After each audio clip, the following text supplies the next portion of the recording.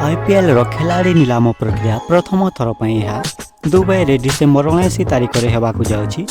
ता पूर्व वीडियो भल लगे वीडियो गोटे लाइक करूँ और चैनल को प्रथम थर देखुं ताहले सब्सक्राइब करूँ। चेन्नई सुपर किंग्स रे ओडिया पुओ शुभ्रांशु सेनापति को सीएसके मुक्त करिछि, किंतु गुजरात टाइटन्स अधिनायक हार्दिक पांड्या प्रथम रिटेंशन तालिका रखिथिला, किंतु शेष में ट्रेडिंग पर अनुमति मिलबारु पांड्या मुंबई इंडियंस दल को फेरी आसवा प्रक्रिया चूड़ांत होइछि, किंतु केते टंकार एही ट्रेडिंग होइछि आम पाखरे खबर नहीं।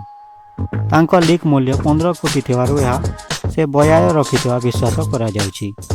ऑस्ट्रेलियार allrounder Cameron green Mumbai Indians रु ट्रेडिंग रे जाय रॉयल चैलेंजर बेंगलोर टीम रे शामिल होइछन्ति।